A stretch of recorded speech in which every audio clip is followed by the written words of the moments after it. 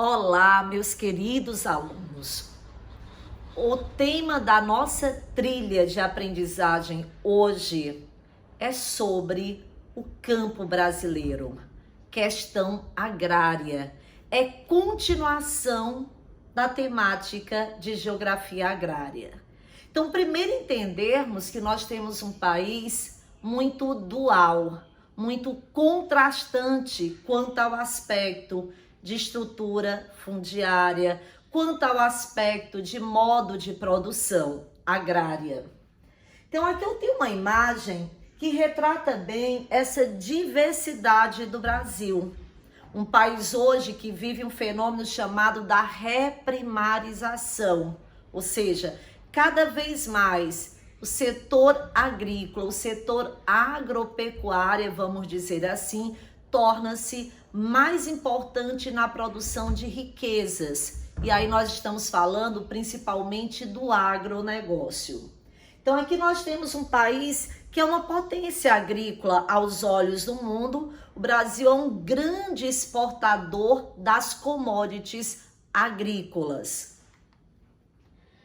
E dando sequência ao nosso aprendizado, a primeira pauta é entendermos o que foi a Revolução Verde. Então, o que ela promoveu em termos de mudanças no espaço brasileiro? A Revolução Verde foi um processo de modernização. Então, quando eu falo de Revolução Verde, primeiro pensarmos que começou lá nos Estados Unidos, a criação de técnicas, um conjunto de investimentos técnicos e científicos que iriam promover uma elevação da produtividade agrícola. Queria, digamos, triplicar a produção agrícola através do consumo de insumos químicos, através do uso cada vez maior de técnicas de irrigação, através da biotecnologia, através da utilização de alimentos geneticamente modificados. Então nós vamos ter um conjunto de técnicas oferecido por grandes empresas estadunidenses para países como o Brasil, para países pobres, para economias chamadas em desenvolvimento. Então, além do Brasil, nações como o México, como a Índia, como a Colômbia, incorporaram essas técnicas, mecanizaram o campo. E claro, isso favoreceu a quem? Você já parou para pensar? Quem de fato usufruiu desse conjunto de avanços tecnológicos que levaram à produção agrícola? Será que foi o pequeno produtor rural? Foi o grande produtor rural? Pensa, qual a finalidade maior dessa produção? Será que é abastecer o mercado interno? Será que é fornecer principalmente alimentos para exportação, para o mercado externo, portanto? Então são muitas indagações. Trabalhar o espaço agrário brasileiro é imergir em um espaço marcado por contrastes, por grandes diferenciações sociais, econômicas e tecnológicas. Então, colocando aqui que a Revolução Verde aumentou de forma vertiginosa a produção agrícola, transformou a agricultura num grande e lucrativo negócio para as grandes transnacionais produtoras de insumos agrícolas. Então, esse conjunto teórico aqui, que depois você com calma pode rever, né, isso, e registrar muito, roteirizando aí no seu caderno, a Revolução Verde. Lembrar que surge lá a partir da década de 50, na década de 60, o nome Revolução Verde praticamente se mundializa, que no Brasil chega na década de 70. Então, as grandes transformações no espaço brasileiro, tecnologias e transformações no meio rural, no espaço agrário. Quais os efeitos da chamada Revolução Verde? surto de desenvolvimento agrícola. Olha o que eu falei. Países como México, China, Índia, Brasil, Colômbia incorporaram essas técnicas que foram desenvolvidas nos Estados Unidos e que tinha uma bandeira que eu vou contar para vocês. Sabe qual era a bandeira? Erradicar a fome. Imagina, como se a questão da fome fosse simplesmente uma mudança tecnológica. Então, nós vamos ter grandes impactos ambientais, um efeito da Revolução Verde, além do aumento rápido da produtividade agrícola no lugar de uma safra. Agora nós temos 3 safras no decorrer do ano. Nós vamos ter significativos impactos ambientais. Qual o principal impacto? Nós vamos analisar durante a aula, mas eu vou logo te dizer anota aí. O importante impacto é a degradação ambiental. 1. A perda da biodiversidade. 2. A contaminação das águas. Não só das águas de superfície, mas as águas subterrâneas. Elas vão sendo lentamente contaminadas. Nós temos impactos sociais que, ao meu ver, são importantíssimos que você registre agora. Primeiro impacto ambiental é que favorece o grande proprietário, ou seja, a Revolução Verde, como eu já havia dito no início e perguntei isso, vai favorecer principalmente ao grande proprietário de terras, vai favorecer ao latifúndio. Prejudica os pequenos proprietários rurais, com aumento de concentração de terras. Então, coloca isso. A Revolução Verde, ela provoca não só impactos ambientais, mas ela gera grandes impactos sociais, como a concentração fundiária, a grande concentração de terras no Brasil nas mãos de poucos. E com isso nós vamos ter um aumento dos conflitos rurais. O êxodo rural intensifica a partir dessa concentração de terras, de renda e de poder econômico. Nós vamos ter, olhem bem essa parte aqui que eu acho significativo, o aumento da mecanização. Então, se aumenta a mecanização, aumenta o quê? O desemprego. Nós vamos ter a liberação de mão de obra rural. Então, com isso, intensifica o fenômeno do êxodo rural. E você já pensou, a malha, então, se foi a partir da década de 70 que nós tivemos tudo isso, qual foi o espaço agrário brasileiro em que ocorreram tamanhas transformações?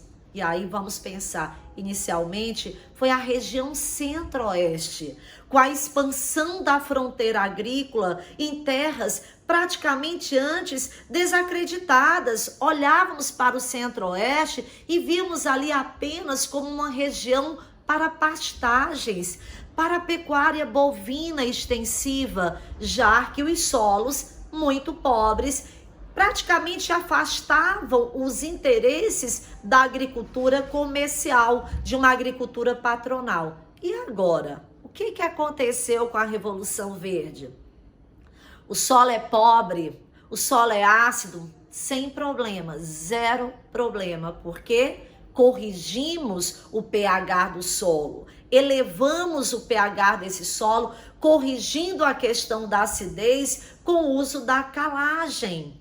Os insumos químicos são muito utilizados, os agrotóxicos, os pesticidas, os fertilizantes de uma forma geral passam a serem incorporados na planilha dos grandes proprietários de terra. Então, colocamos aí o aumento do êxodo rural no Brasil, principalmente a partir, vamos colocar, da década de 60, intensifica na década de 70. Aí o que você está pensando? O êxodo rural, ele é destinado a essa migração campo-cidade. Qual é o impacto gerado no Brasil nesse período? O fenômeno da metropolização. a macrocefalia urbana. Então, essa questão de um crescimento desordenado, caótico das grandes cidades, que não possuíam infraestrutura para receber essa mão de obra oriunda do campo.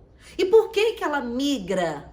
A precariedade das condições de vida, a mecanização do campo, a concentração fundiária. Concentração fundiária, precárias condições de vida do homem rural e o adereço novo, a mecanização, o uso de máquinas. E aqui nós temos a formação de grandes centros urbanos, vejam aí a Revolução Verde, que exige uma mão de obra mais qualificada, há uma mudança do perfil, nós temos que ter agora trabalhadores com domínio do maquinário agrícola, ao desenvolvimento de tecnologias, desenvolvimento de maquinário, engenheiros agrônomos. Então você vai ter com tudo isso, repito, o desemprego, o êxodo rural, o crescimento desordenado de grandes cidades que se transformaram em metrópoles, até mesmo em metrópoles globais, como a cidade de São Paulo. Então aqui é uma imagem bem emblemática, vejam, aumento da produtividade com a eficiência do uso de fertilizantes, redução de custos, claro, libera mão de obra, há uma maior, digamos, uma maior eficiência na cadeia de produção, com o uso de tecnologia. Então nós vamos ter uma área com biotecnologia de ponta. E com isso, a tecnologia de irrigação. O Brasil passa a utilizar no espaço rural, principalmente palco do agronegócio, muitas técnicas de irrigação convencional, tornando o Brasil praticamente o espelho de outros países, no qual cerca de 70% do consumo de água vem exatamente da agricultura. E aí nós vamos ter como grande expansão de fronteira agrícola o desmatamento do cerrado. Observe aqui as áreas de cerrado sendo desmatadas. E aí eu tenho um ponto para lembrar para vocês. O cerrado é um bioma que nós já estudamos como a savana mais biodiversa do mundo. Os solos são ácidos, corrigimos com a técnica de calagem. Nós temos a perda da biodiversidade deste bioma, o cerrado, que é um hotspot brasileiro. Nós vamos ter, com todos os insumos químicos aí, contaminação das águas, não só de superfície, mas de subsolo do cerrado. O cerrado transforma-se no maior celeiro de grãos do Brasil e um dos maiores celeiros de grãos do mundo. Monoculturas destinadas à exportação, monoexportação. Destaque a soja. Então observe que aqui eu coloco o cerrado como berço das águas brasileiras. O berço das águas agora está ameaçado pela expansão da fronteira agrícola. Isso é muito significativo, porque sabemos que para preservar as águas, primeiro eu tenho que preservar as matas. E as matas agora do cerrado, principalmente as matas de nascentes, os buritizais, as veredas, estão secando com a expansão da fronteira agrícola. E a monocultura, digamos, a monocultura da soja, é claro que ela prejudica a água, não dá para dissociar. A monocultura depende de quê? Olha lá, fertilizantes sintéticos, que quando lavados pelas chuvas, eutrofizam corpos os corpos d'água. Então, a monocultura, o uso de agrotóxicos nessa monocultura é a segunda causa de contaminação das águas brasileiras, porque a primeira causa de contaminação das nossas águas é a questão dos esgotos. É a ausência de políticas de saneamento básico. É a ausência de... A maior parte das residências nas regiões, nos bolsões, praticamente tem o quê? Esgotos a céu aberto. Então, nós temos aqui essa relação entre a fronteira agrícola, que são monoculturas que usam de forma cada vez maior fertilizantes químicos que contaminam as águas. E aí, uma pergunta, quem bebe agrotóxicos? Vejam só, qual o limite da segurança para a água? Falando de fronteira agrícola, de revolução agrícola, de fronteira agrícola, a maioria dos testes no Brasil detectou agrotóxicos. Saiba como a água que bebemos é avaliada de acordo com o que é considerado seguro no Brasil, na União Europeia. Todas essas áreas que vocês estão vendo aqui na cor verde tem um percentual acima do limite considerado seguro pela OCDE ou pela União Europeia. 30% das águas brasileiras foi detectado agrotóxico, mas não há valor de concentração significativo. E 44% está dentro do limite considerado. Então, nós temos aqui 87,3% foram detectados agrotóxicos nas águas que consumimos. E 13,7% das amostras de água apenas sem agrotóxico. Tá vendo a relação? Revolução Verde, fronteira agrícola, cerrado, águas contaminadas de superfícies, de subsolo e saúde humana. E a saúde humana sendo diretamente atingida. E aqui nós temos uma imagem de um outro espaço brasileiro bastante impactado com essas modernizações trazidas a partir do que nós chamamos de Revolução Verde, desse conjunto de máquinas, de arame esfarpado, de insumos, de sementes previamente selecionados, de monitorarmos todas as etapas de produção. Olha aqui, olha o espaço que foi impactado, a Amazônia. Vocês estão vendo essa área vermelha, toda essa área? Sabem como nós a chamamos? O Arco do Fogo da Amazônia, ou simplesmente o Arco do Desflorestamento.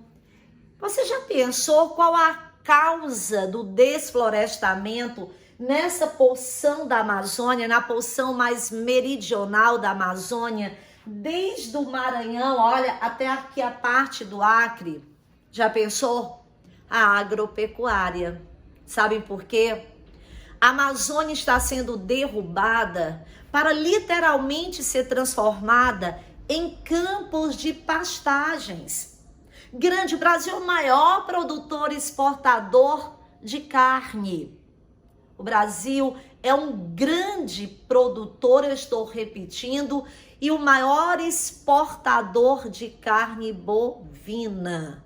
E de onde vem principalmente? Aqui da Amazônia. Estamos transformando a Amazônia não só em campos de lavoura, digamos, da soja, mas também de campos de pastagens. E aí você pensa, quantos conflitos nós temos na Amazônia? Inúmeros conflitos de terras na Amazônia.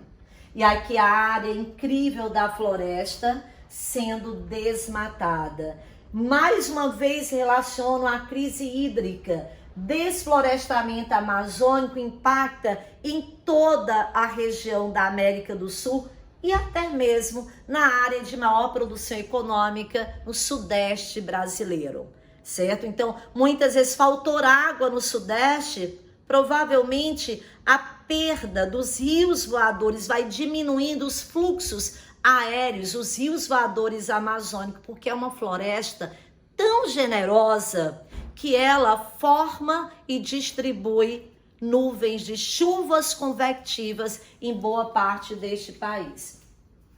Então, nós temos aqui os sistemas agroflorestais. E aí, um tema que eu quero trabalhar com vocês para finalizarmos, dentro dessa perspectiva de espaço agrário, de grande concentração de terra, de intensos conflitos rurais no Brasil. O Brasil tem muitos conflitos rurais. Nós temos uma estrutura fundiária perversa. Historicamente, há um maior número de pequenas propriedades rurais. Porém, vejam, há um maior número de pequenas propriedades rurais. Porém, a maior parte, a maior área das terras brasileiras estão concentradas nas mãos de poucos. Tem muita terra nas mãos de poucos e tem muitas mãos de trabalhadores rurais sem terras. Por isso que a gente fala da necessidade de uma reforma agrária, de justiça social no campo. Terras para quem vive, porque a terra tem uma função social e não especulativa.